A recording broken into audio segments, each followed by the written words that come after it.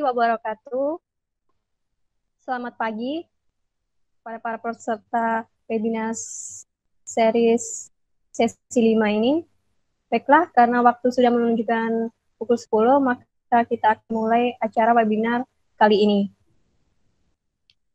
Pertama-tama, tak lupa kita ucapkan puji syukur kepada Allah SWT karena berkat rahmat dan hidayahnya kita semua masih bisa diberikan kesempatan untuk bertemu dan berkumpul kembali di acara webinar series 2020 pada sesi 5 ini. Tak lupa juga saya ucapkan terima kasih kepada para peserta webinar atas partisipasinya. Sebelum kita memulai acara webinar pada kali ini, ada baiknya untuk perkenalan diri. Karena ada peribahasa mengatakan, tak kenal maka tak sayang, maka izinkan saya untuk memperkenalkan diri. Saya Winda Astuti, saya di Bima Sabartum ini sebagai spesialis.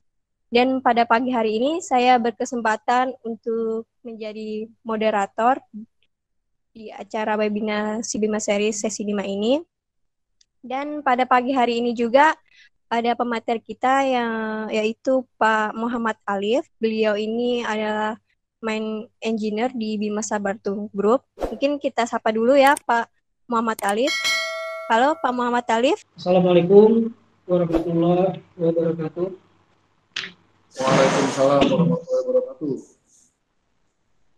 Selamat datang saya ucapkan kepada para peserta dalam rangkaian kegiatan Si Bima Series 2020 sesi kelima yang diadakan oleh Bima Sabartum Group. Saya doakan semoga semuanya dalam keadaan sehat, dalam keadaan baik, dan masih selalu penuh semangat. Alhamdulillahirabbil alamin. Wa bihi nasta'in ala umuri dunya waddin. Wa ala alihi wa sahbihi rasulillahi ajma'in amma ba'd.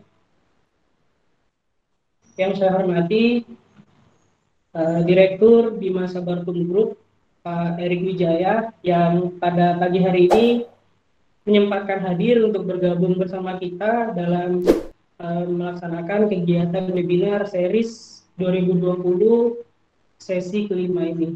Nah, mungkin bisa saya sapa dulu. Selamat pagi Pak Erik. Oh, baik. Alhamdulillah, baik. Pak Alif. Oke, baik Pak Erik. Alhamdulillah. Oke, saya lanjutkan Pak ya. Yang saya hormati juga para peserta webinar Si Bima Series yang kelima.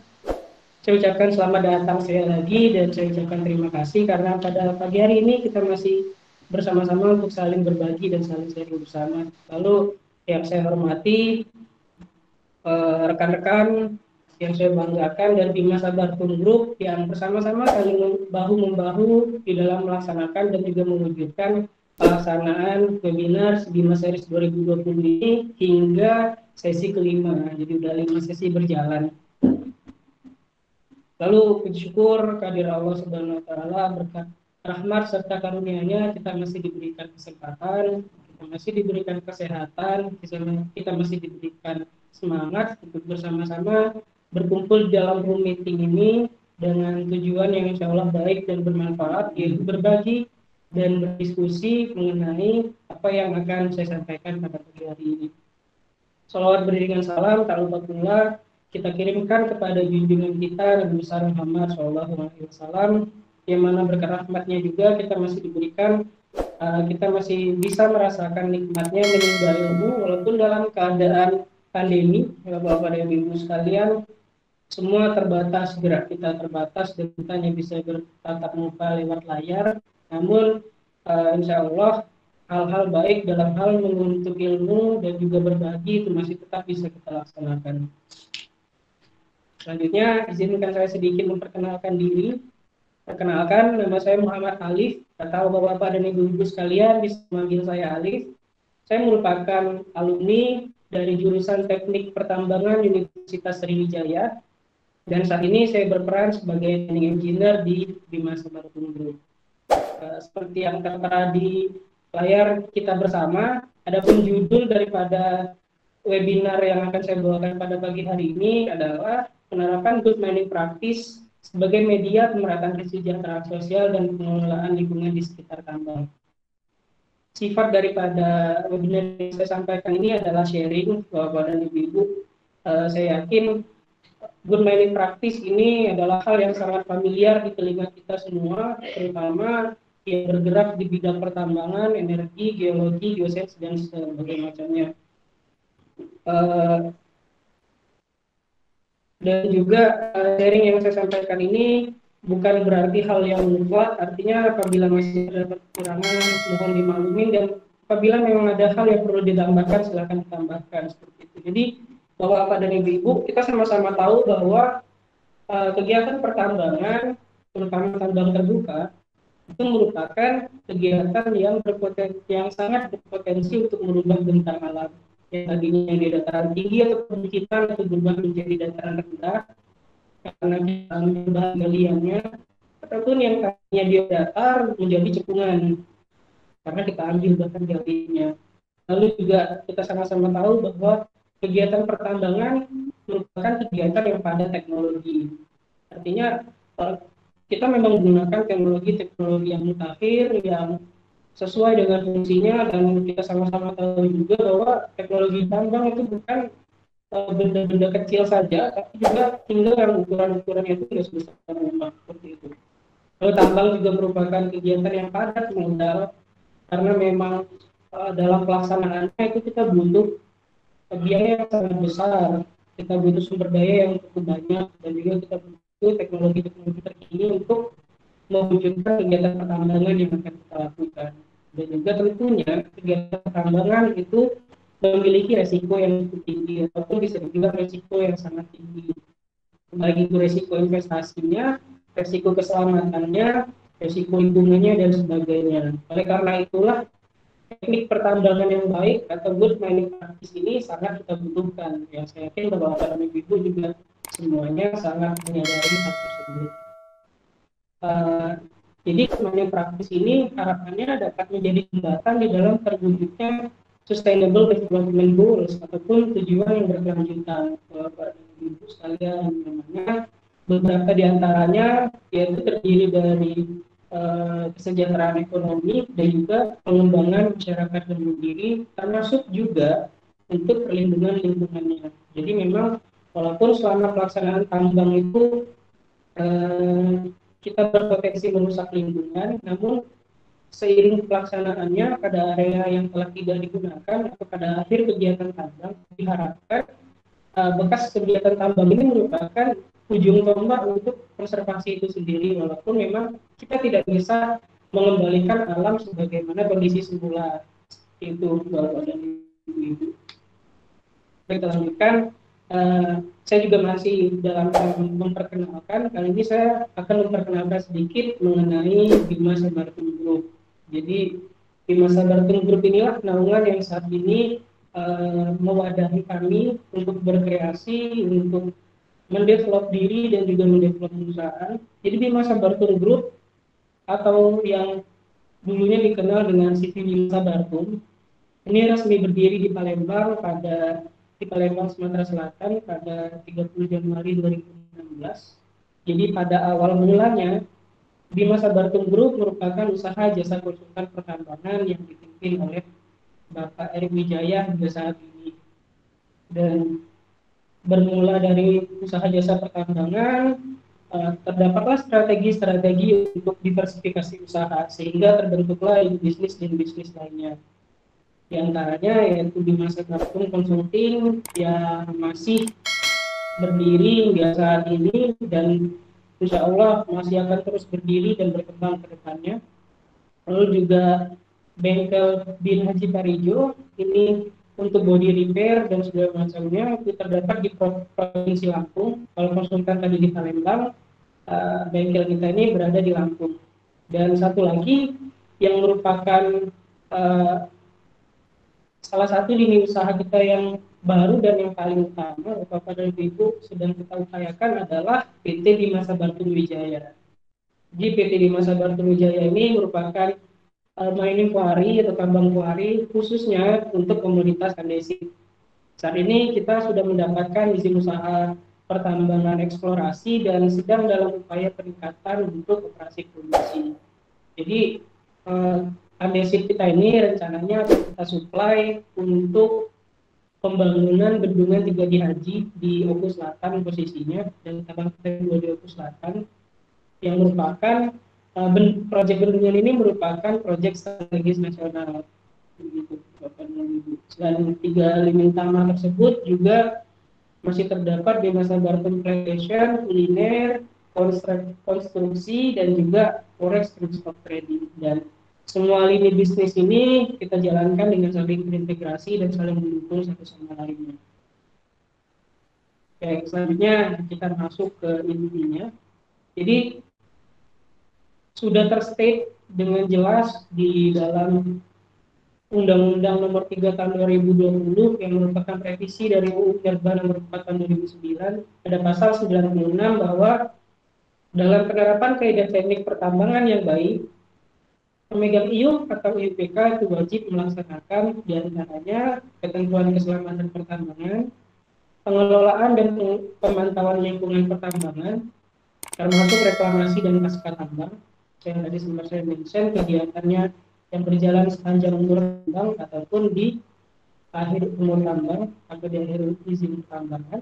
Lalu juga upaya konservasi mineral dan batu bara, dan juga pengelolaan sisa tambang dari suatu kegiatan usaha pertambangan, baik itu sisa dalam bentuk padat, sisa dalam bentuk cair, ataupun sisa dalam bentuk gas sampai memenuhi standar baku mutu lingkungan sebelum dilepas ke media lingkungan. Jadi kita perlu tahu nih bahwa badan hidup supaya ketika dirilis itu tidak jauh daripada standar baku mutu lingkungan.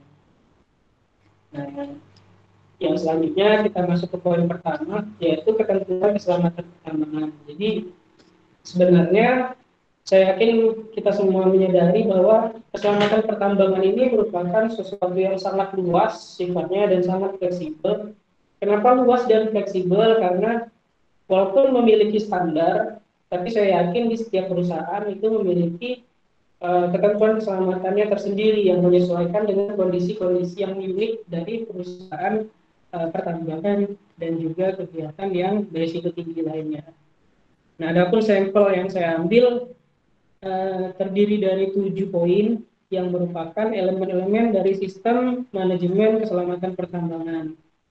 Apa saja 7 poin itu sudah tertera di layar kita bersama. Terdiri dari kebijakan, perencanaan dan pengelolaan, personel dan organisasi, implementasi, evaluasi, dokumentasi, dan juga tinjauan manajemen. Nah, 7 poin ini terangkum di dalam satu lingkaran atau satu siklus, karena hal yang saya sebutkan sebelumnya dia cukup fleksibel, artinya menyesuaikan. Apabila terdapat kasus baru di tambang kita, perlu kita buat kebijakan-kebijakan ataupun kajian-kajian terlebih dahulu. Apakah kasus baru ini perlu kita tindak lanjuti, apakah perlu kita kurangi, apakah perlu kita tambahi, dan sebagainya macamnya. Dan hal ini tentunya memiliki badan tersendiri di dalam pelaksanaannya. Aspek selanjutnya masih di dalam bidang keselamatan, yaitu pada keselamatan operasi pertambangannya yang terdiri dari pengelolaan sistem dan pelaksanaan pemeliharaan atau perawatan sarana, prasarana, instalasi, dan juga peralatan pertambangan. Jadi diharapkan perusahaan itu memiliki prosedurnya sendiri untuk pengelolaan sistem dan juga pelaksanaan pemeliharaan dan perawatan ini. Kenapa dibutuhkan prosedurnya? Supaya semua ini berjalan sesuai dengan harapan kita, atau paling tidak mendekati dengan perencanaan yang kita miliki. Lalu juga perlu disusun jadwal pemeliharaan dan juga perawatannya, sehingga bisa terukur sarana prasarana, instalasi, dan juga peralatan kita ini. Bagaimana update-nya saat ini? Apakah masih dalam keadaan layak? Apakah sudah memiliki kerusakan-kerusakan? Apakah perlu diperbaiki dan sebagainya? Lalu juga melakukan pengamanan instalasi. Nah, jadi di tambang memang banyak sekali instalasi-instalasi yang terpasang, karena kita sama-sama tahu kegiatan pertambangan merupakan kegiatan yang sangat kompleks di dalamnya. Banyak sekali aspek-aspek pendukung seperti adanya instalasi listrik, instalasi bahan bakar, instalasi air, proteksi kebakaran, dan lain sebagainya yang masih sangat banyak. Nah, instalasi-instalasi ini perlu diamankan dan perlu memiliki prosedurnya sendiri, yang mana meskipun telah memiliki standar, setiap perusahaan pasti memiliki penyesuaian-penyesuaian terhadap instalasi-instalasi untuk mengamankan instalasi ini, seperti itu. Lalu poin selanjutnya adalah menjamin kelayakan sarana prasarana instalasi berkelanjutan. Kelayakan ini sangat perlu kita ketahui bahwa itu dan sangat perlu untuk terus kita uji kelayakannya kalau dalam proses commissioning, yang di dalamnya juga diikuti dengan evaluasi dan juga dokumentasi. Jadi kita tahu peralatan kita ini ataupun sarana prasarana kita ini masih layak atau tidak digunakan, masih aman atau tidak dipakai. Apakah mereka sudah berlebihan penggunaan, ataukah mungkin perlu diperbaiki atau perlu diganti atau perlu kita kembangkan, seperti itu. Jadi kita perlu tahu bagaimana caranya, juga seperti yang telah saya sebutkan, setiap perusahaan pasti memiliki prosedurnya sendiri dan memiliki batasannya sendiri, karena hal ini juga disesuaikan dengan budget ataupun dengan kondisi perusahaan. Lalu poin selanjutnya, memenuhi kompetensi teknik pekerja. Jadi memang di dalam pelaksanaan 3 hal yang telah disebutkan sebelumnya diperlukan kompetensi teknik ataupun kompetensi tenaga teknis yang memadai supaya pengelolaan sistem dan pelaksanaan tersebut baik itu untuk pengamanan dan juga menjamin kelayakannya itu dapat dilaksanakan dengan baik dan juga dapat terkontrol. Gitu. Lalu juga diikuti dengan evaluasi kajian teknis penambangannya. Evaluasi kajian ini atau kajian-kajian yang dilakukan itu selalu kita perlukan, terutama ketika ada kegiatan yang baru akan dilakukan ataupun kegiatan yang baru akan dimulai. Dan kajian juga diperlukan kalau misalkan terdapat perubahan ataupun modifikasi dari sistem yang telah terbentuk. Nah, bagaimana prosesnya itu terdiri dari kurang lebih seperti 7 elemen SNKP yang telah saya sebutkan sebelumnya. Artinya kita perlu diskusikan, rencanakan, organisir siapa yang akan menjalankan, lalu bagaimana pelaksanaannya, lalu dikontrol, dan sebagainya.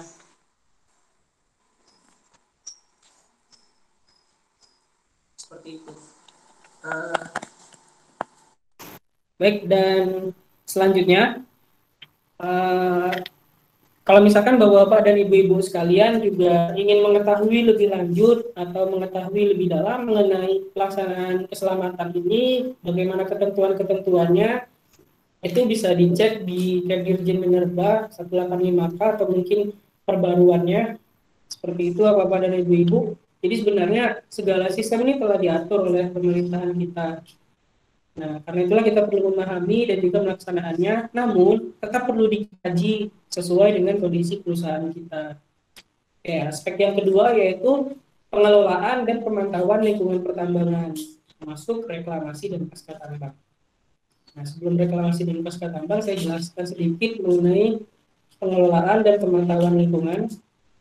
Saya yakin Bapak-Bapak dan Ibu-Ibu ini sudah sangat memahami mengenai pengelolaan dan pemantauan ini, yang mana itu terdiri dari kualitas air sungai atau air permukaan khususnya, lalu juga kualitas udara, kebisingan dan juga getaran, keanekaragaman flora dan fauna, dan juga kualitas tanah. Hal ini merupakan poin-poin yang perlu kita kontrol selalu, yang perlu kita pantau selalu, seberapa jauh dampak dari kegiatan pertambangan itu.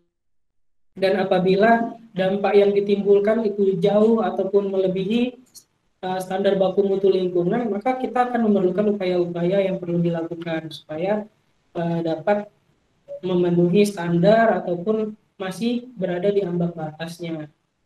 Seperti itu Bapak dan Ibu sekalian. Lalu di sini juga sempat termention mengenai reklamasi dan pasca tambang. Tadi juga di awal saya sedikit menyebutkan bahwa reklamasi adalah kegiatan yang dilaksanakan sepanjang umur tambang khususnya pada area yang tidak ada kegiatan pertambangannya. Nah, jadi kita tidak mesti menunggu tambang kita selesai dulu baru mereklamasi, Bapak dan Ibu-Ibu. Jadi kalau misalkan sudah ada kegiatan yang telah selesai dan daripada area tersebut terbengkalai dan semakin tercemai, lebih baik untuk kita reklamasi sesegera mungkin. Nah, lalu pasca tambang itu adalah kegiatan yang dilaksanakan pada akhir umur tambang atau akhir izin usaha pertambangan. Saya yakin dua istilah ini Bapak dan Ibu-Ibu sekalian sudah sangat familiar di dalam pelaksanaannya, di dalam pelaksanaan ataupun istilah-istilahnya, dan hal ini merupakan pembatas lah, ibaratkan pembatas ataupun yang menjadi upaya kita untuk melakukan perlindungan lingkungan seperti itu. Lalu, sebelum lanjut mungkin sebagai contohnya Bapak dan Ibu-Ibu, kita di tambang PT Bima Sabaratum Wijaya, karena kita merupakan tambang andesit, ya, itu termasuk ke tambang batuan. Jadi memang untuk tambang batuan ataupun tambang yang berumur kurang dari atau sama dengan 5 tahun, nah itu kegiatan reklamasinya itu termasuk di dalam SK tambang Bapak dan Ibu-Ibu. Jadi semuanya itu saling terintegrasi dan diakhiri dengan kegiatannya. Lalu bagaimana untuk melakukan reklamasi pada area yang minim unsur hara dan sebagainya? Nah, ini udah termasuk teknis dan saya yakin Bapak-bapak dan Ibu juga sedikit mengetahui sistemnya dan mungkin lebih paham daripada saya. Jadi salah satu upaya yang bisa kita lakukan, salah satu contohnya adalah dengan melakukan dengan sistem pot. Artinya kita membuat bukaan tertentu yang akan kita isi dengan tanah yang berisi unsur hara, dan disitulah akan kita lakukan penanaman untuk pembentukan zona pengakaran, dan pertumbuhannya itu akan dibantu overcrop untuk memperbaiki iklim mikronya seperti itu. Itu contohnya saja Bapak dan Ibu sekalian. Lalu juga upaya konservasi sumber daya. Nah, ini saya batasi poin-poinnya untuk kuari kita saja, artinya untuk andesit seperti itu. Ada beberapa poin. Yang pertama, recovery penambangan dan juga pengolahan.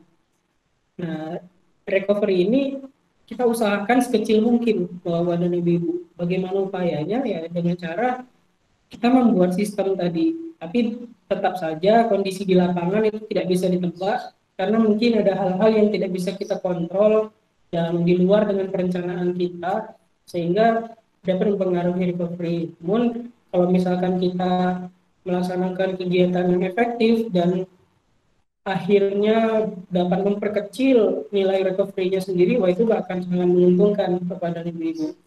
Dan seperti yang dilakukan oleh PT Bima Sabaratum Wijaya, salah satu upaya pertamanya adalah dengan memperkirakan jarak yang akan ditempuh, lalu memperkirakan kapasitas peralatan yang akan digunakan seperti itu, sehingga kita dapat match gitu antara produksi dan juga peralatan yang tersedia.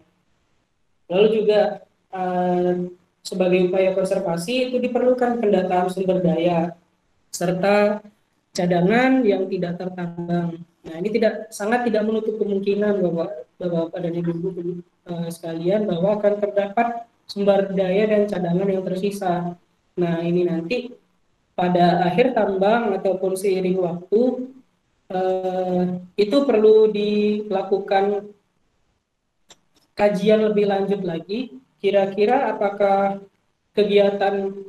sisa dari sumber daya dan juga cadangan kita itu dapat dimanfaatkan kembali, atau kita sudah bisa melakukan kegiatan revegetasi seperti itu ataupun reklamasi dan pasca tambang. Nah, apakah bisa dilakukan kegiatan atau tidak? Tentunya itu balik lagi ke apakah dia layak secara teknis, apakah dia masih ekonomis, dan juga secara lingkungan apakah dia masih mendukung seperti itu Bapak dan Ibu sekalian.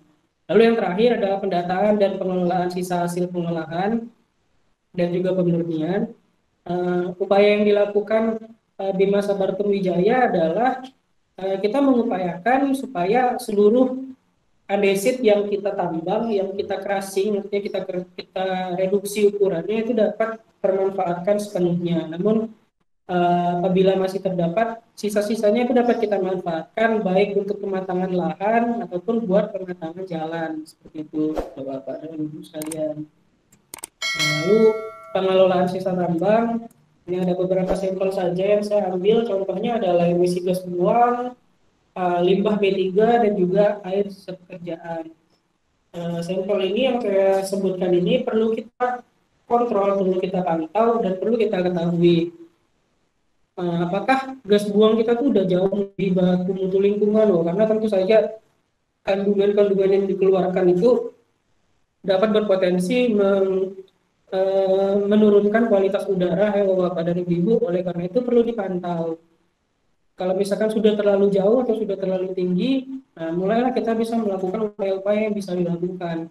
Karena memang kita menggunakan peralatan-peralatan yang sangat berpotensi mengeluarkan gas hidrokarbon dan segala macamnya seperti itu.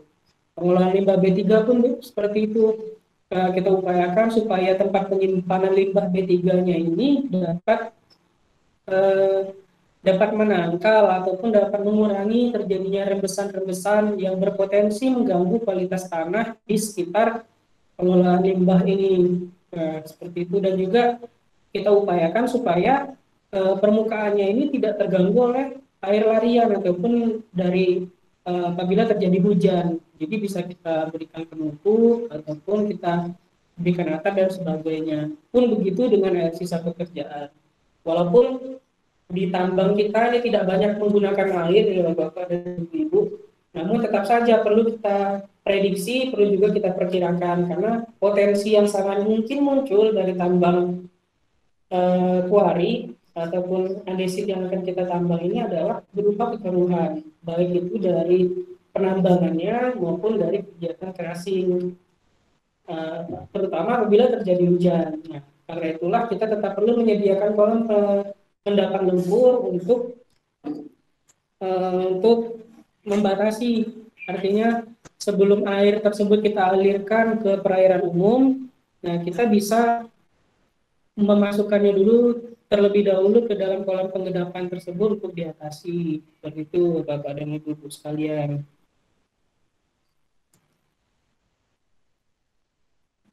Lalu ini ada poin selanjutnya bahwa Bapak dan Ibu, ring pertama inilah merupakan kegiatan pertambangan yang sangat kita kenal saat ini, yang terdiri dari kegiatan penyelidikan umum, setelah itu dilanjutkan dengan eksplorasi detail ataupun eksplorasi yang dibutuhkan untuk mengetahui arah dan juga sebaran endapannya, seberapa banyak jumlahnya dan sebagainya macamnya.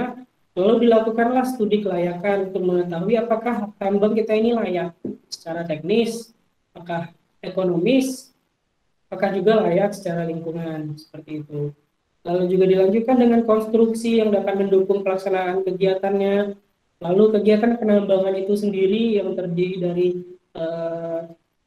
pemberaian, lalu pengangkutan dan juga penimbunan, lalu pengolahan dan juga pemurnian bahan tambang yang kita peroleh, yang dilanjutkan dengan pengangkutan, pemasaran dan juga pasca tambang. Secara keseluruhan inilah kegiatan pertambangan Bapak dan Ibu. Namun hal-hal ini saja tidak cukup. Karena itulah kita butuh kegiatan-kegiatan pendukung yang dapat membuat tambang kita itu bisa dibilang baik, ya, menuju ke arah good mining practice. Apa saja faktor pendukungnya? Nah, ini ada di ring kedua. Kegiatan pendukungnya ini terdiri dari lingkungan hidup, pemantauan pengelolaan lingkungan hidup, terus juga manajemen K3, manajemen kesehatan dan keselamatan kerjanya, lalu juga konservasi sumber dayanya, bagaimana pelaksanaan kegiatan CSR ataupun PPM, pemberdayaan dan juga pengembangan dan juga pemberdayaan masyarakat, kepatuhan perusahaan terhadap hukum, keterbukaan informasi, terus juga standarisasi dan juga good corporate governance. Nah, faktor di ring kedua inilah yang akan mendukung pelaksanaan tambang kita Bapak dan Ibu supaya seimbang, supaya stabil. Lingkungan hidup itu untuk menyertai prinsip perlindungan lingkungannya, untuk kesehatan dan keselamatan kerja, yaitu untuk manusia yang berada di tambang kita, konservasi sumber dayanya, itu supaya apa yang kita buka itu dapat kita ambil sebaik-baiknya. Jadi tidak kita buka selebar-lebarnya, misalkan tambang kita lalu kita yang dapat diambil hanya sedikit, kan itu sayang, baik dari segi biaya maupun dari segi lingkungannya. Pun begitu juga dengan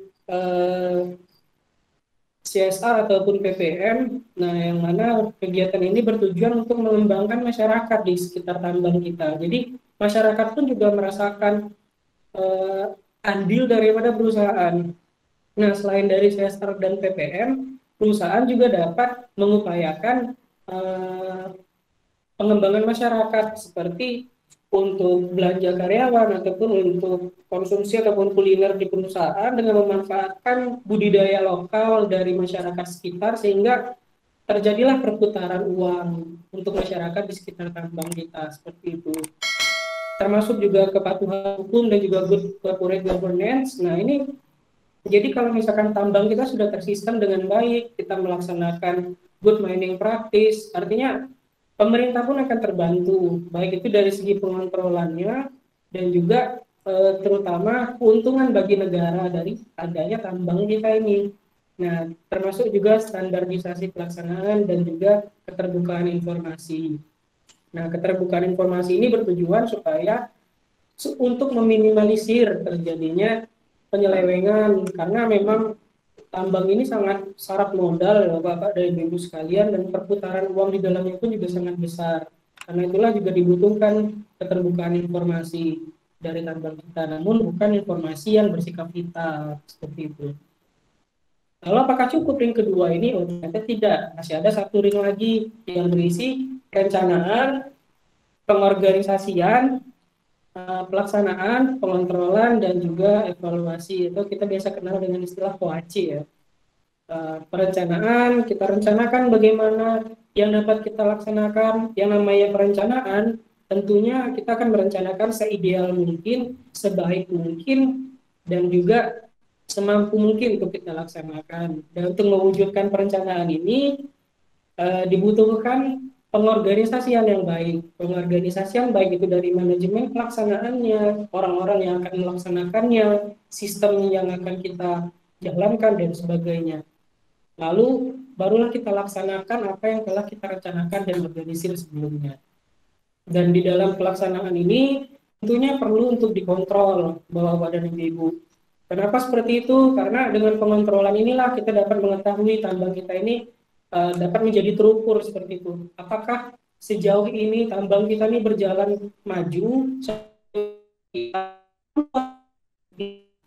Nah, jadi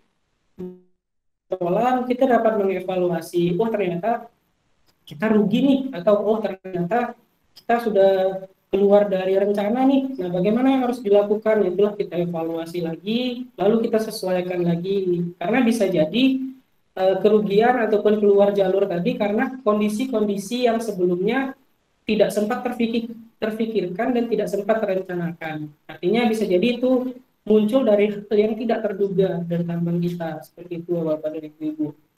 Nah, 3 ring inilah yang mencakup daripada pelaksanaan teknik pertambangan yang baik itu sendiri, seperti itu Bapak. Oke, lanjut. Pengaplikasian good mining practice. Nah, di mana saja sih pengaplikasian good mining practice ini di tambang? Kita mulai dari eksplorasi dengan presisi tinggi. Nah, ini sebelumnya telah disampaikan pada webinar sebelumnya oleh Bapak Yonas Piletas, geologis dari Bima Sabartum Group ya. Kita bisa mulai dengan melakukan smart mapping, terus juga kita bisa melakukan eksplorasi untuk area yang telah kita petakan sebaik mungkin tersebut, sehingga dapatlah diperoleh eksplorasi dengan presisi tinggi. Artinya kita tidak perlu susah payah mengeluarkan upaya yang lebih dan modal yang sangat besar, terutama kalau misalkan kita sembarangan ya pada ibu-ibu, wah itu kita bisa zong tuh. Biaya yang dikeluarkan sudah besar, zong pula, kan berarti sangat besar kerugian yang bisa ditimbulkan. Sedangkan yang telah kita rencanakan saja ada kemungkinan tidak terjadi sesuai dengan rencana, apalagi kalau misalkan tidak direncanakan.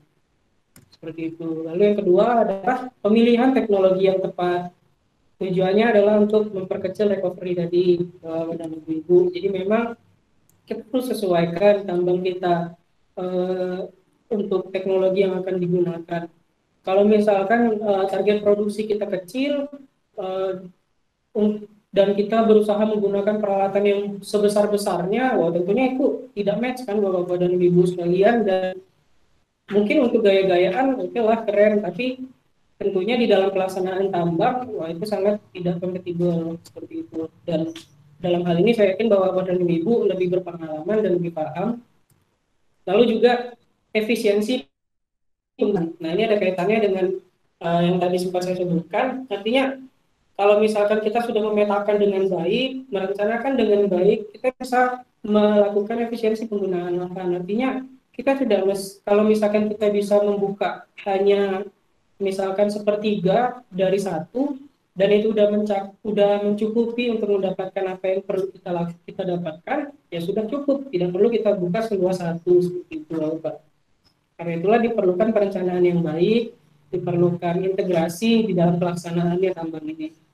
Lalu pengelolaan tanah pucuk dan batuan penutup, dan juga pengendalian erosi dan sedimentasi. Nah, tanah pucuk ini kita peroleh ketika kita melakukan land clearing ya pada Ibu, dan kita harus menjaganya karena nanti pada saat melakukan kegiatan reklamasi, nah tanah pucuk inilah yang akan kita gunakan sebagai sumber suaranya seperti itu Bapak dan Ibu sekalian. Pun begitu dengan batuan penutup, apalagi batuan penutup yang kira-kira ini berpotensi yang mengandung sulfur misalkan, nah itu kan sangat berpotensi untuk menimbulkan air asam. Nah, tapi kalau untuk ditambang kita di andesit itu sangat bisa dibilang tidak memungkinkan ya terdapat hal seperti itu. Nah karena itulah upaya yang bisa kita lakukan adalah dengan cara mengamankan tanah pucuknya, sehingga pada kegiatan reklamasi kita bisa melaksanakannya sesuai dengan apa yang kita rencanakan. Pengelolaan tanah pucuk dan batuan penutup ini juga perlu diiringi dengan pengendalian erosi dan sedimentasi pada ibu-ibu, karena misalkan tidak dikendalikan erosi dan sedimentasinya, nah ini potensi kekeruhan untuk air permukaannya akan sangat besar ya Bapak dan Ibu, dan juga sangat berbahaya apalagi pada area timbunan, karena kalau misalkan timbunan tersebut menjadi jenuh, dapat bisa jadi suatu saat terjadi longsor seperti itu, apalagi kalau timbunan ini kebukis Bapak dan Ibu sekalian. Lalu poin selanjutnya adalah pengelolaan air limbah dalam rangka perlindungan kualitas perairan umum. Ini kaitannya dengan yang tadi saya sebutkan.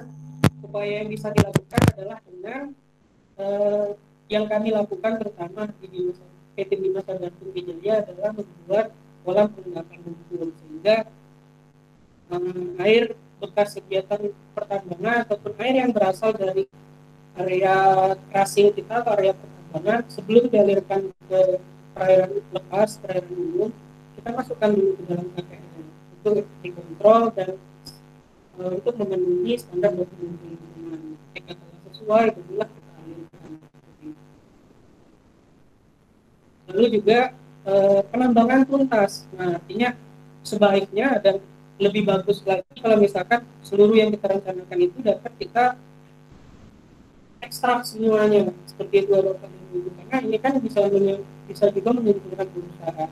Tetapi balik lagi ke kajian yang dilakukan sesuai dengan kondisi perusahaan, sesuai dengan modifier faktor di lapangan, supaya memang yang kita lakukan ini seluruhnya menguntungkan seperti itu.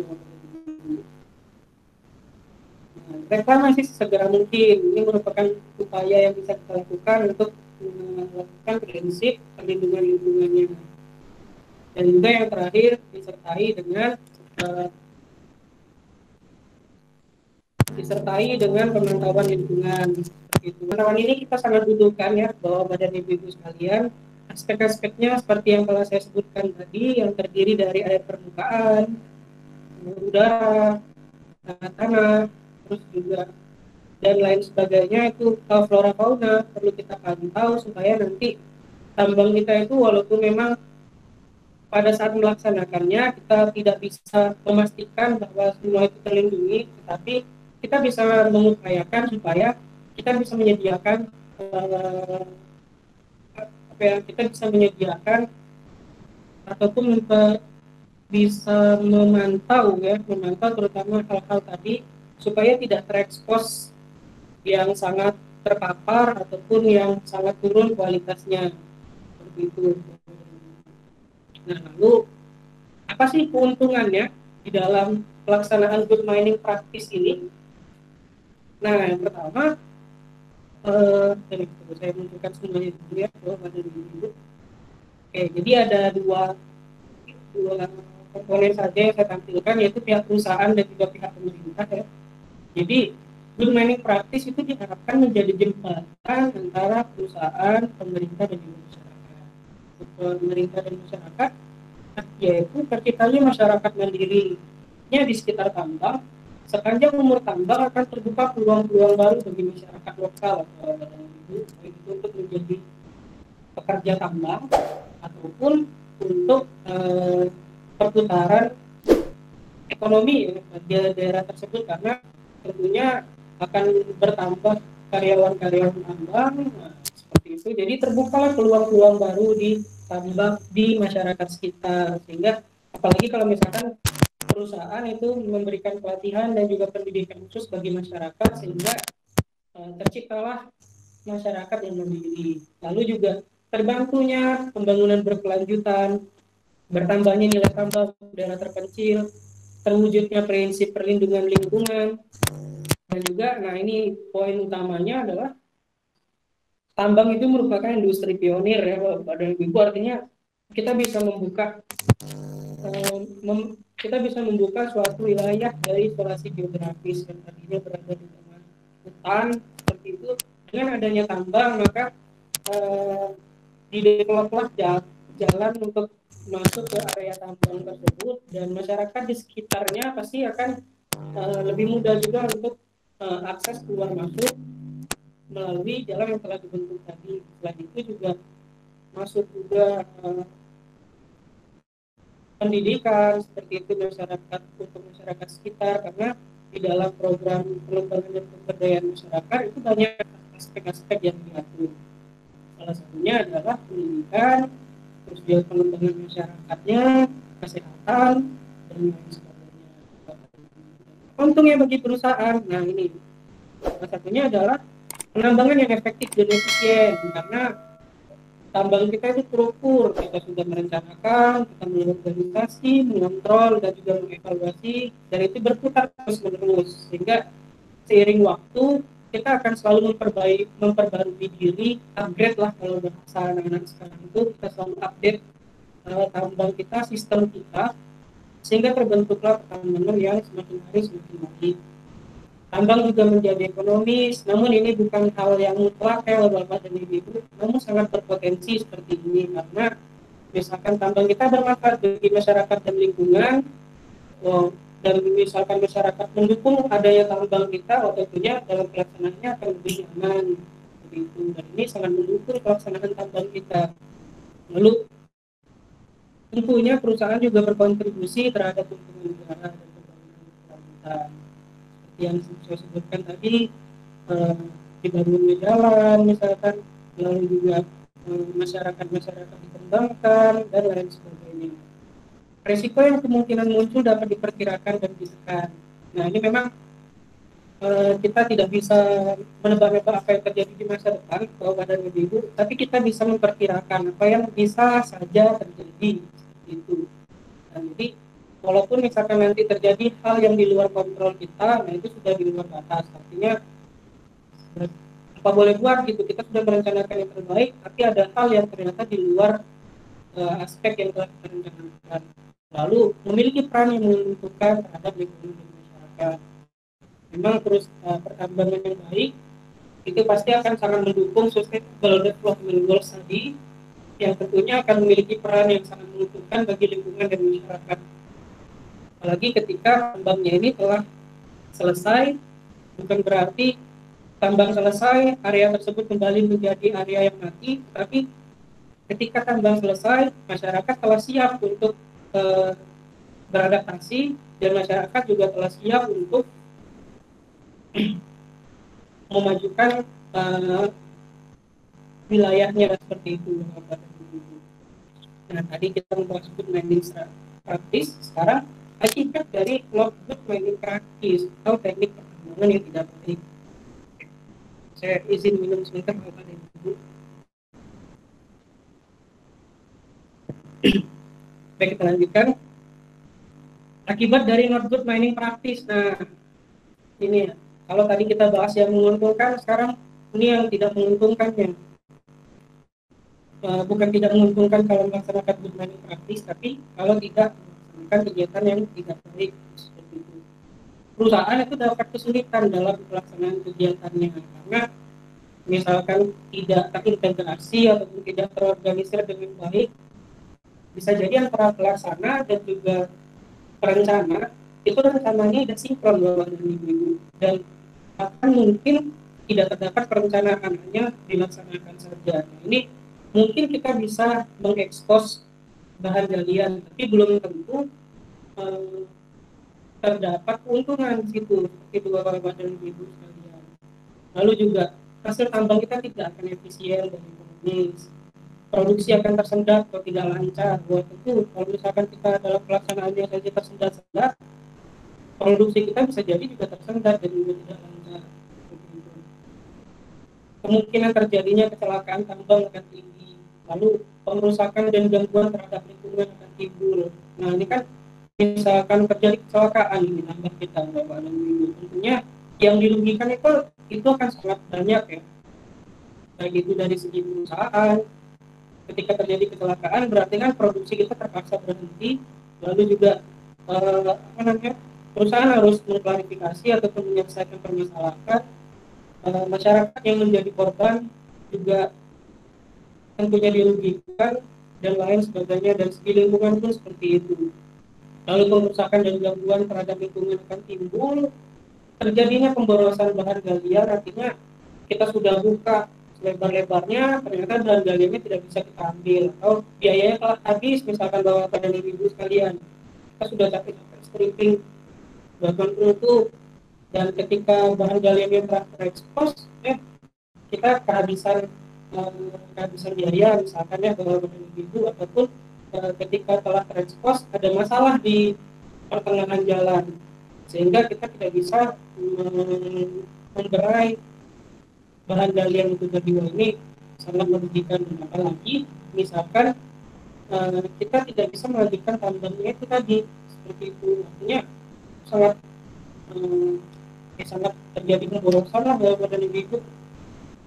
Artinya keuntungan saat saja, lalu pasca tambang akan mengalami kesulitan dan sulit penanganannya. Ya, ini kalau misalkan kita merencanakannya tidak terencana dengan baik, tentunya akan sulit dalam pelaksanaan kegiatan pasca tambang. Untung-untungan kalau misalkan perusahaan memang melaksanakan kegiatan pasca tambang yang memang baik gitu kan, seperti itu loh Bapak dan Ibu. Nah, lalu semua pihak akan mendapatkan kerugian, baik itu pemerintah, perusahaan, maupun masyarakat. Dan juga yang terakhir, kegiatan pertambangan akan dituding sebagai suatu kegiatan yang merusak lingkungan. Tentunya ini akan terjadi kalau misalkan kita melaksanakan kegiatan pertambangan dengan cara sembrono ataupun dengan teknik pertambangan yang tidak baik. Ini ya sebagian contoh saja. Dan saya yakin kalau misalkan kita melakukan tambangnya itu sembarangan, bakal banyak hal yang tidak diinginkan terjadi. Memang ini perlu kita sama-sama sepakati ya Bapak dan Ibu, pelaksanaan good mining praktis akan butuh biaya yang cukup besar, karena memang kita tanggung jawab kita cukup besar ya untuk lingkungan, masyarakat, pekerja tambang, pemerintah, dan segala macamnya akan sangat besar yang diperlukan. Tetapi saya yakin itu tidak sebanding Bapak dan Ibu apabila terjadi kecelakaan tambang ataupun terjadi longsor lah misalkan. terjadi longsor di tambang kita, longsor ini keluar dari wilayah hidup kita, entah itu masuk ke perairan umum misalkan, lalu terbawa oleh air ke area yang sangat luas, itu sangat besar kepada ibu-ibu sekalian. Jadi memang benar kata pepatah, lebih baik mencegah daripada mengobati, seperti itu. Jadi lebih baik kita keluar biaya sedikit lebih banyak untuk mencegah daripada mengeluarkan biaya yang sangat banyak kalau kita harus mengulangi apa yang telah terjadi dengan ini. Akhir dari penjelasan saya. Nah ini saya sedikit menyampaikan. Jadi saat ini di masa Bartum Group sedang melakukan foto kontes ya Bapak dan Ibu untuk mendapatkan tiket Intergeo 2020 yang dilaksanakan di Berlin, Jerman. Tapi kita tidak terbang ke sana, kita cukup mengikutinya secara online. Untuk syarat-syaratnya Bapak dan Ibu sekalian bisa melihatnya di Instagram kita di _sabartum dan juga di LinkedIn kita di _sabartum. Selain itu di 2 minggu kemudian kita juga akan melanjutkan SIBEMA Series 2020 dengan judul implementasi instrumen survei pada bidang pertambangan. Nah ini juga akan diisi oleh tenaga ahli kita dan juga disertai dengan penyampaian peralatan survei atau instrumen survei yang terkini dan juga insya Allah dapat membantu pekerjaan Bapak dan Ibu. Oke, mungkin itu saja tambahannya. Terima kasih. Itulah yang dapat saya sampaikan. Mohon maaf apabila terdapat kekeliruan dari yang saya sampaikan. Kita sama-sama belajar dan kita mungkin kalau misalkan Bapak dan Ibu mau sharing ataupun bertanya dipersilakan, kita bisa sharing lebih lanjut. Terima kasih. Saya akhiri. Wassalamualaikum warahmatullahi wabarakatuh. Saya kembalikan ke Menteri Ibu Linda.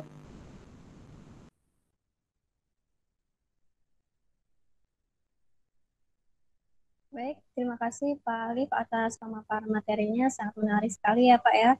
Ternyata untuk dapat dikatakan sebagai pertambangan yang baik, banyak aspek yang harus diperhatikan ya Pak, seperti kelayakan pertambangannya, terus konservasi sumber dayanya, terus mengelola sisa tambangnya, terus melakukan program PPM. Selain itu juga sudah disebutkan oleh Pak Alif bahwa akibat yang mungkin saja timbul apabila tidak melakukan penambangan yang sesuai aturan, seperti kesulitan dalam penambangannya, terus hasil tambang yang tidak efisien dan ekonomis, terus tingginya angka kecelakaan dalam tambang ya Pak ya. Mungkin bisa disimpulkan bahwa mencegah memang berat, namun menanggulanginya jauh lebih berat ya Pak. Untuk informasi kepada rekan-rekan sekalian, mohon untuk mengisi link di kolom chat, karena untuk mengisi data kita dan untuk pembuatan sertifikat. Dan kita langsung saja Pak, ini ada pertanyaan dari Pak Reza terkait ketentuan dan peraturan yang legal mengenai luasnya zona sekitaran tambang. Mungkin kepada Pak Reza bisa bergabung dengan kita untuk menyampaikan pertanyaannya. Ya Mbak. Ya Pak Reza, mungkin bisa bergabung dengan kita untuk menyampaikan pertanyaannya Pak. Oh ya, ya terima kasih Mbak untuk waktunya. Ya, Pak. Selamat siang Pak Alif. Selamat siang Pak Reza. Ya. Pak Alif, saya mau ada menanyakan ini aja Pak sedikit Pak mengenai yang sudah saya ada di kolom chat. Apakah sudah ada Pak ketentuan atau peraturannya yang legal mengenai luas zona sekitaran tambang Pak? Itu seberapa luas sih radius jaraknya? Yang pertama. Terus yang kedua, kalau memang sudah ada itu sejauh mana pihak perusahaan harus memenuhi istilah kata kayak kategori apa aja sih nih dari zona yang masuk dalam pemerhatian pertambangan itu Pak? Karena kan ya saya menunjukkan juga ada masyarakat yang mau ngambil, makanya saya tulis di situ Pak, ada masyarakat yang mau ngambil keuntungan terhadap adanya perusahaan tambang tersebut Pak. Gitu. Makanya ini saya untuk mengantisipasi aja nih, mungkin pertanyaan saya ada sama juga sih dengan Pak siapa tadi tuh yang ditanyain. Gitu Pak Alif.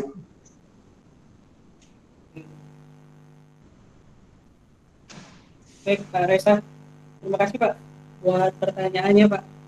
Ya Pak. Jadi ini saya sedikit sharing Pak Ya. untuk jawabannya ini. Jadi memang di dalam naskah ya SKIU produksi Pak, salah satu poin yang biasanya terdapat di sana adalah mengamankan kegiatan pertambangan yang masuk di wilayah IUP kita Pak. Jadi memang ada batas keamanan, batas pengamanan lah ya Pak ya, yang kita tentukan terutama kalau misalkan itu berkaitan dengan masyarakat ataupun fasilitas umum seperti itu Pak. Nah, sebagai contoh Pak, misalkan kita ini dekat jalan Pak ya.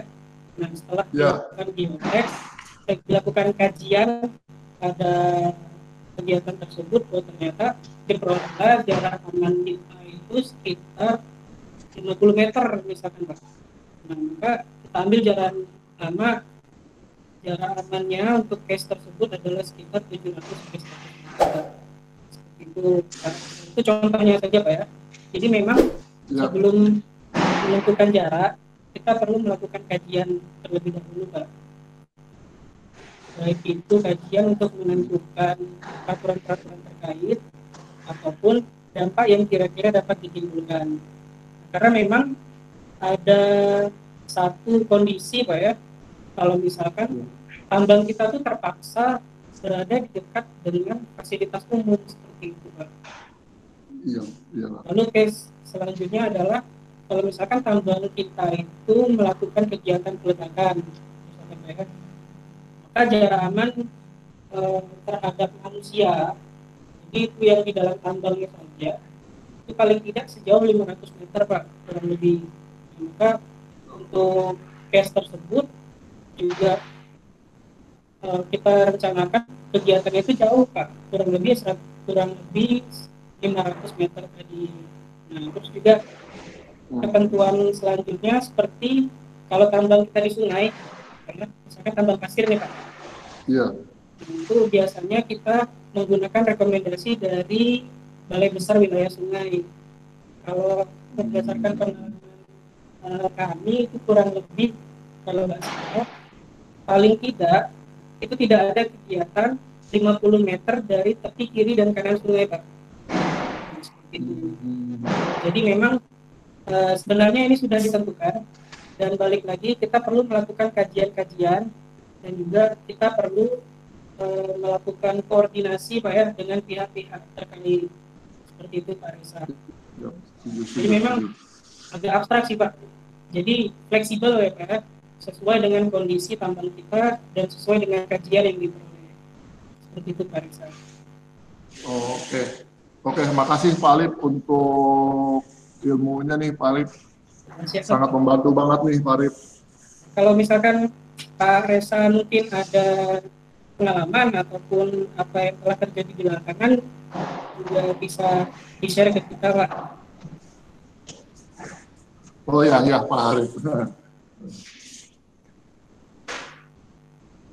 Mungkin begitu. Ya Pak Arif, terima kasih Pak Arif untuk jawabannya Pak Arif, sangat membantu saya banget nih Pak Arif. Terima kasih kembali Pak Reza. Ya Pak Arif. Baik, terima kasih Pak Reza atas penjelasannya. Jadi kita harus melakukan kajiannya terlebih dahulu dan mengkoordinasi dengan pihak-pihak terkait ya Pak ya. Mungkin lanjut lagi, ini Pak ada pertanyaan dari Pak Agung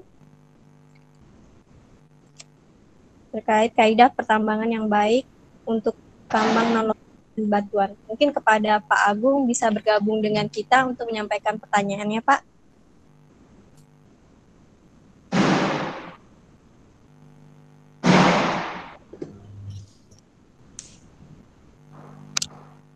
Halo, Pak Agung. Dengan Pak Agung, apakah masih di sini? Boleh Pak untuk menyampaikan pertanyaannya secara langsung.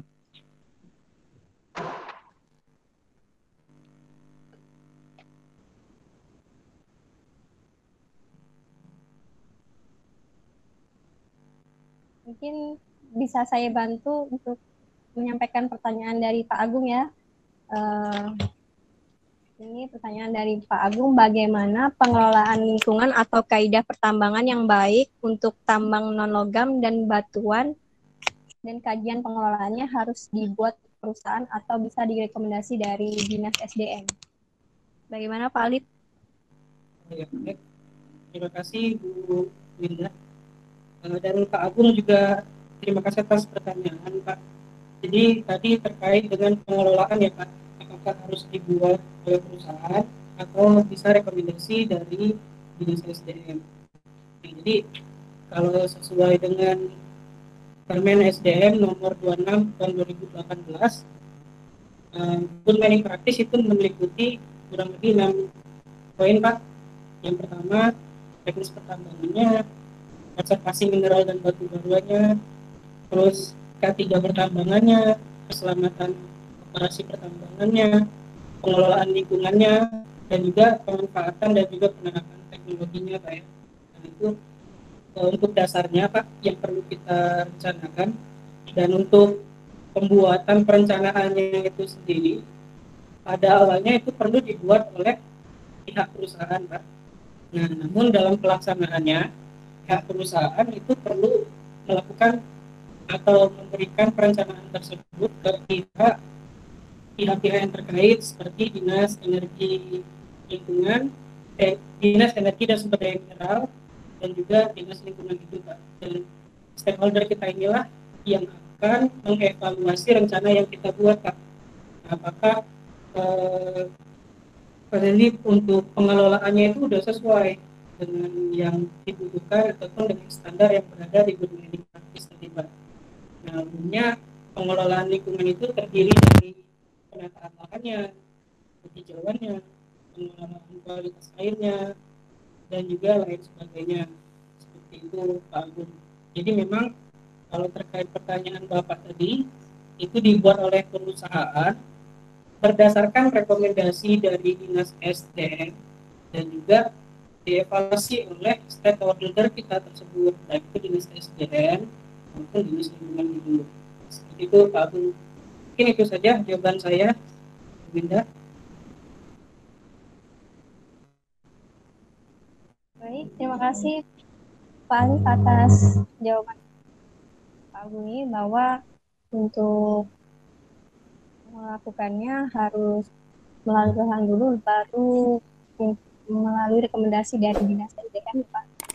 Mungkin ini lanjut lagi Pak, ada pertanyaan dari Pak Janus Ferguson. Mungkin untuk Pak Janus bisa bergabung dengan kita untuk menyampaikan pertanyaannya Pak.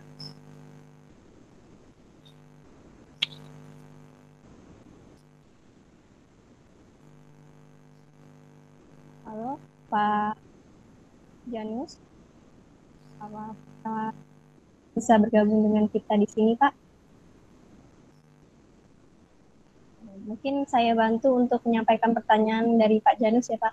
Ini mohon izin bertanya, di dalam eksplorasi tambang selalu ada ekosistem yang terganggu dalam popularitas termasuk masyarakat untuk mengatasinya. Bagaimana cara dan penyelesaiannya apabila masyarakat tidak ada yang setuju?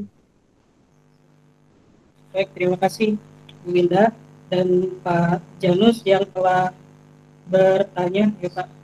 Jadi memang kegiatan pertambangan ini bisa dikatakan telah memiliki image negatif ya Pak bagi masyarakat, karena memang kita sama-sama tahu bahwa kegiatan pertambangan itu secara kasat mata itu merusak lingkungan, tetapi sebenarnya juga sangat banyak keuntungan positif ya Pak, dan kita yang di dalam ruangan ini pasti sama-sama tahu seperti itu Pak.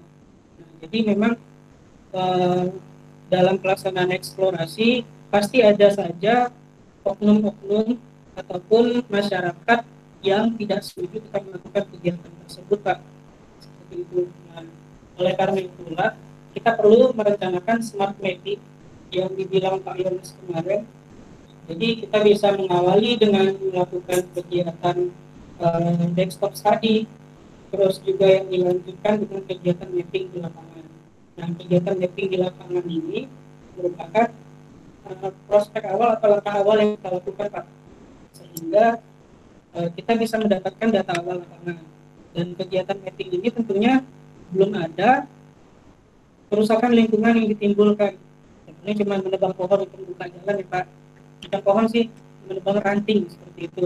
Nah, jadi dan juga ketika telah memetakan, ternyata memang prospek nih buat kita lanjutkan dengan eksplorasi lanjutan dan kita butuh pengeboran. Nah, proses yang dibutuhkan memang cukup panjang karena kita butuh melakukan dialog lebih lanjut kepada masyarakat sekitar, terutama masyarakat yang benar-benar akan terdampak dari kegiatan tambang kita itu, Pak. Kita bisa menampung aspirasi dan juga permintaan warga seandainya perusahaan kita berjalan. Dan cara lainnya yang bisa kita lakukan adalah dalam proses eksplorasi itu sendiri, kita bisa melibatkan masyarakat. Kita bisa ibaratnya mulai berusaha untuk menunjukkan kalau kita ada di sini, kita menguntungkan. Gitu, Pak. Nah, ini sebagai contoh, Pak ya, kami pernah mendapatkan klien, Pak. Beliau ini masih eksplorasi untuk play, Pak ya. Sebelum ditambang saja, pendekatannya beliau ini sudah berkenalan dengan masyarakat yang berdekatan di sekitar tambangnya, pemilik kebun. Beliau juga memperbaiki jalan akses yang akan digunakan. Artinya dari eksplorasi saja perusahaan sudah memiliki dampak positif bagi masyarakat. Dan alhasil apa yang terjadi? Alhasil ketika mereka melakukan konsultasi publik di pihak dinas, justru masyarakat yang membela perusahaan ini, Pak. Jadi Pak Janu memang besar kemungkinan masyarakat itu menolak, tetapi masih banyak cara yang bisa kita lakukan supaya kita bisa mengambil di masyarakat sekitar. Itu Pak Janu. Saya yakin Bapak juga memiliki metode tersendiri ya Pak yang dapat diterapkan seperti itu Pak. Dan masyarakat itu juga perlu tahu ya, artinya kita bisa mensosialisasikan terutama kepada sesepuh, orang-orang yang berpengaruh di masyarakat sekitar, karena memang kalau eksplorasi kita ini berjalan dalam jangka waktu yang cukup panjang, kita perlu juga merencanakan kegiatan rencana reklamasi eksplorasi Pak. Itu kalau misalkan eksplorasi kita berlangsung selama beberapa tahun. Itu artinya walaupun eksplorasi itu juga berusaha, kita juga sudah merencanakan perbaikan pada area yang bakal terganggu. Pun sebenarnya sebesar pes pengeborannya saja. Begitu Pak. Mungkin itu jawaban saya, Bu Winda. Memang seru kalau misalkan ngebahas masyarakat ya, tapi banyak juga yang bisa kita lakukan. Terima kasih.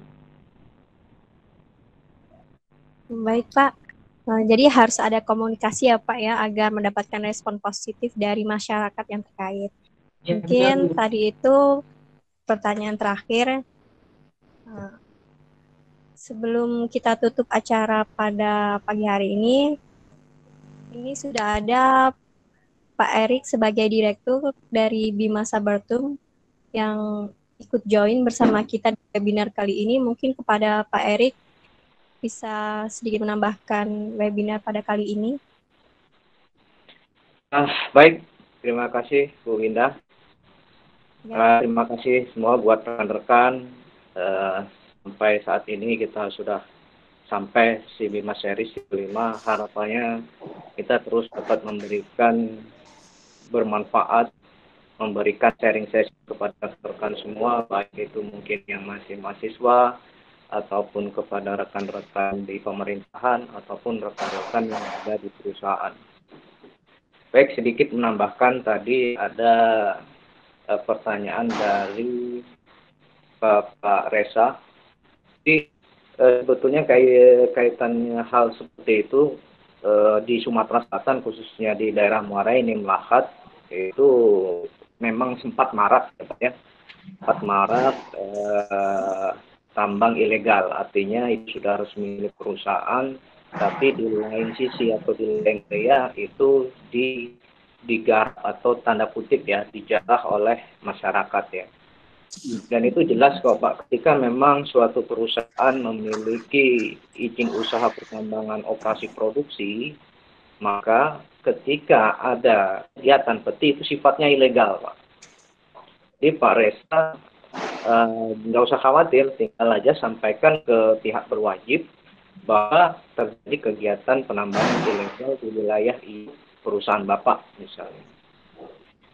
Cuman juga harus dilihat secara komprehensif ya Pak. Artinya komprehensif. Apakah tambang ilegal itu warga sekitar atau warga pendatang? Itu harus dilihat. Karena case di Muara Enim itu yang datang adalah warga pendatang. Jadi ada yang dari Pulau Jawa, ada yang dari luar provinsi lah saya bilang. Itu yang datang di Muara Enim, bukan orang Muara Enim. Sehingga perusahaan waktu itu mengambil tindakan tegas dengan melibatkan aparat keamanan. Nah, cuman tanda kutip ketika itu yang melakukan warga masyarakat sekitar tambang atau ring satu perusahaan, nah inilah yang menjadi PR perusahaan. Ada apa gerangan kan? Apakah CSR, apakah PPM, program pengembangan pemberdayaan masyarakatnya ini tidak menyentuh masyarakat, sehingga melakukan penambangan liar. Itu harus dilihat Pak. Ketika memang masyarakat lokal, sebisa mungkin perusahaan harus memiliki kebijakan community development, pemberdayaan masyarakat itu harus dijalankan. Karena mau tidak mau, warga masyarakat ini merupakan bisa dibilang benteng hidup perusahaan. Ketika memang sudah sejahtera, sudah makmur, ketika ada penambang-penambang luar, mereka dengan sendirinya mereka yang akan menolak Pak. Dari warga-warga yang sifatnya pendatang, yang bukan dari daerah tersebut.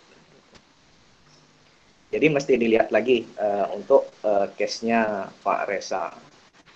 Kemudian kemudian untuk dilihat lagi ketika memang Bapak ada kegiatan pertambangan yang memang berdekatan dengan masyarakat, dengan fasilitas umum, ini sebaiknya ada kajian Pak. Kajian misalnya debu, misalnya debu ataupun getaran, ini memang harus dilakukan pengukuran sebaiknya oleh pihak independen. Apakah memang benar sampai enggak sih pengaruh itu? Gitu. Pemantauannya ini harus ditekankan.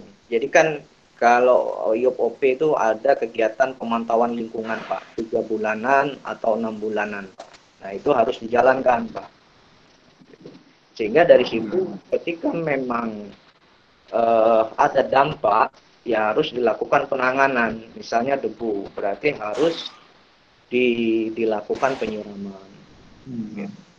Nah, batasan secara aktual seberapa besar itulah berdasarkan kajian Bapak.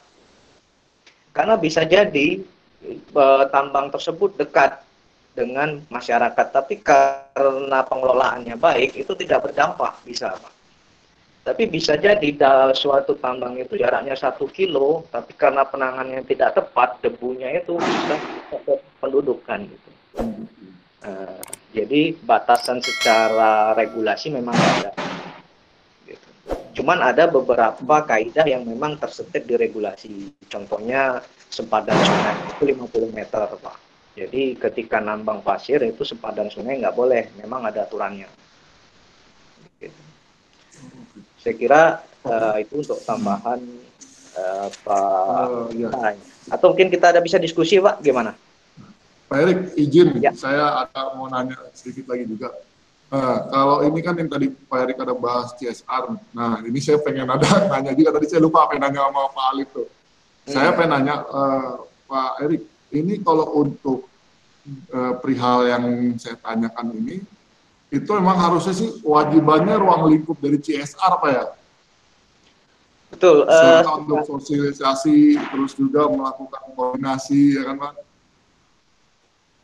Betul, betul, Pak. Ya. Jadi Nah, ya ini sekarang ini konsepnya kalau CSR, Pak. Jadi CSR, kalau konsep CSR adalah apa ya, bagian dari keuntungan perusahaan, Pak. Itu CSR. Tapi kalau PPM, program pemberdayaan masyarakat, adalah bagian dari biaya produksi, Pak. Nah, jadi kalau CSR ini sifatnya adalah mungkin sebelum nambang, Pak. Jadi sebelum nambang itu sifatnya CSR. Tapi ketika Bapak sudah nambang, itu namanya PPM, Pak. Karena PPM diambil dari biaya produksi. Misalnya, Bapak nambang menyisakan misal Rp500 per ton. Itu untuk kegiatan pemberdayaan masyarakat. Jadi sifatnya wajib, Pak. Jadi bagian dari biaya produksi. Oh iya. Karena ini Pak, kan kejadiannya saya sharing sedikit juga Pak ya. Boleh. Kejadian di sini, jadi malah berbalik dari pihak CSR ini malah minta ke, kan saya ya K3-nya Pak di sini kan Pak, safety officer-nya di sini. Jadi dari pihak CSR itu malah berbalik meminta, yaudah tolong dong dari divisi K3 ini untuk membuat satu, yang tadi Pak Alif bilang, kajian-kajian yang tepat nih untuk masyarakat sekitar, entah dari segi keamanannya, segi keselamatannya, karena nanti biar kita sosialisasikan ke masyarakat sekitar, biar kita, nah sini kan saya juga bingung, nah loh kenapa jadi semua di ruang lingkupnya ditumpahin ke bagian ini kan, safety saya bilang nih, di situ Pak Erik, makanya saya bilang, mungkin dengan yang tadi Pak Erik udah ada sampaikan juga, ya ini buat tambahan bahan saya juga untuk diskusikan ke tim CSR nih, ya kan, dengan ada perbedaan juga kan CSR dan PPM tersebut, Pak. Kayaknya sih kalau PPM di sini tuh udah mencakup sama, udah masuk ke wewenangnya CSR juga deh Pak, kalau yang saya tahu sih, ya kan Pak. Mungkin itu nanti saya jadi bahan tambahan saya juga untuk diskusi dengan CSR-nya nih Pak. Gitu. Benar. Jadi kalau PPM sudah terbudgetkan Pak. Jadi di RKAB itu Bapak budgetkan misal Rp500 per ton. Ya itulah yang harus dikeluarkan, wajib Pak. Karena itu seperti biaya produksi. Iya, betul Pak. Tapi kalau CSR itu tergantung kondisi keuangan perusahaan. Seperti apa?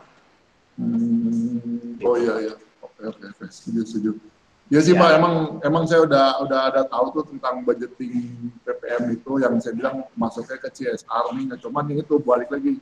Jadi CSR setelah mempunyai satu implementasi untuk untuk pengembangan masyarakat sekitar ini, mereka bukannya langsung terjun ke masyarakatnya, malah berbalik nanya dulu nih ke bagian kami nih di sini. Ini gimana sekiranya? Saya bilang akhirnya ini emang harus sosialisasi tentang K3-nya atau memang sosialisasi tentang pengembangan masyarakat?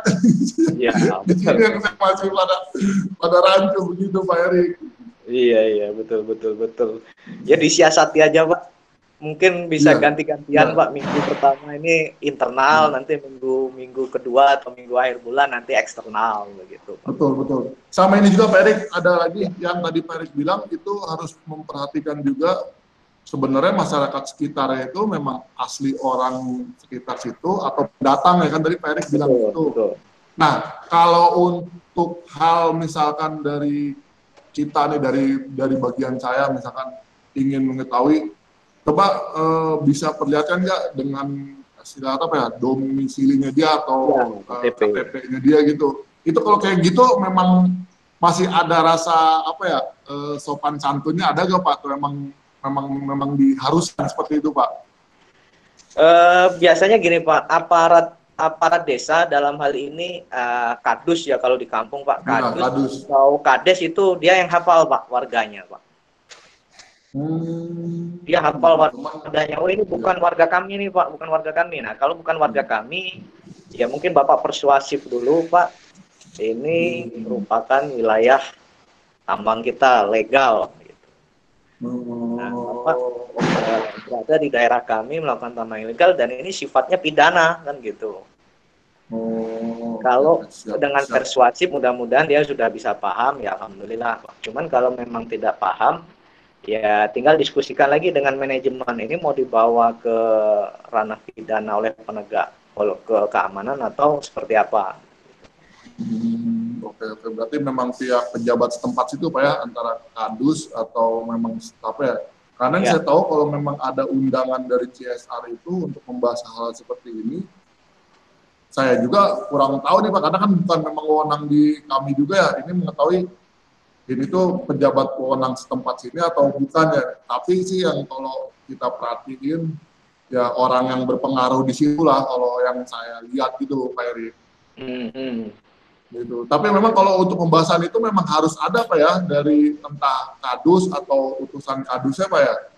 Ada Pak. Itu ada istilahnya kuesioner angketnya Pak untuk menjaring aspirasi warga sekitar lah Pak. Siap. Oke. Ya, Oke, Pak Erik, terima kasih Pak Erik. Sangat siap, juga nih Pak Erik, membantu saya banget Pak Erik. Ya, sama-sama. Sekali lagi Pak. terima kasih Pak Erik dan Pak Alif ya. Siap, terima kasih. Mungkin itu dari Pak Reza, kemudian saya kira Pak Agung tadi kaitannya dengan logam dan batuan, benar Pak. Itu kajiannya memang kita buat sendiri.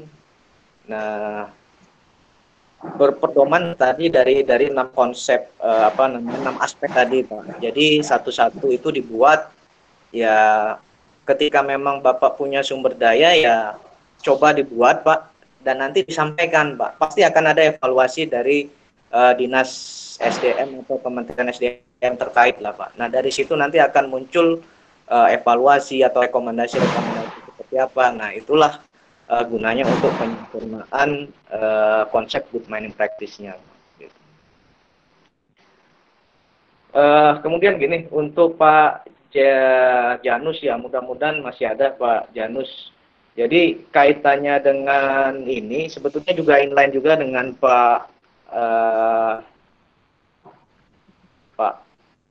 Reza tadi. Pak, ini ada case perusahaan Wedabay Nickel, Pak. Wedabay Nickel itu sejak 2000 berapa ya? 2008 lah, Pak. 2008 itu mereka begitu nambang, maksud saya begini, begitu mereka masih eksplorasi, mereka itu sudah menyiapkan urseri, Pak. Jadi nambang aja belum, dapat izin belum, masih eksplorasi, tapi mereka sudah membuat nursery, tempat pembibitan, Pak. Tempat pembibitan secara luas, program CSR-nya jalan, Pak. Sehingga ketika progres reklamasi ini, eksplorasi ini selesai, masyarakat sudah nggak tahan, kapan ini perusahaan mau nambang, kapan perusahaan mau nambang. Nah, karena gini, Wedabay ini kan memang perusahaan yang berbasis di Prancis ya, waktu itu Eramet ya. Eramet itu grupnya Airbus. Jadi memang benar-benar diterima masyarakat karena strategi ke masyarakatnya memang bagus, sudah perlu dicontoh. Cuman ya itu tadi tentu diperlukan kebijakan dari manajemen yang mengeluarkan ya mungkin budget besar ya. Tapi sampai sekarang ya akhirnya bisa berjalan dengan baik PT Wedabay Nickel ini. Saya kira sesulit apapun masyarakat ini selalu bisa diajak dialog, Pak. Karena tidak semua lah, mungkin kalaupun ada menolak, oke menolak, tapi tidak semua akan melakukan penolakan. Pasti ada beberapa orang yang menerima. Gitu. Jadi tinggal kita berikan porsi yang sama. Yang menolak pun kita berikan akomodir, lah. Maksudnya akomodir ini kita mungkin pekerjaan atau mungkin bantuan. Pun yang memberikan dukungan. Jadi tidak berat sebelah, Pak. Nah, sehingga ini akan menjadi agent of information, Pak. Baik yang menolak maupun yang tidak menolak itu sama-sama memberikan respon yang positif. Nah, dari informasi yang positif ini menyebarlah ke masyarakat sekitar bahwa keberadaan kita ini memberikan manfaat buat masyarakat. Karena ada juga kebijakan karena masyarakat ini misalnya mendukung, hanya yang diakomodir yang mendukung, yang menolak dibiarkan. Nah ini akan semakin timpang, Pak. Yang menolak semakin menolak nantinya. Jadi harapannya tetap timpang, walaupun ada yang menolak, ada yang menerima, itu tetap diberikan akomodir yang sama lah bagi dari perusahaan. Kemudian ini mungkin untuk ya, intinya bahwa good mining practice ini intinya adalah memberikan kita kemudahan lah. Jadi tidak menyulitkan. Itu konsep berpikir yang harus kita bentuk, bahwa good mining practice ini itu akan memudahkan kita, akan mensustainablekan usaha kita, bukannya mempersulit ataupun misalnya memperlambat lah.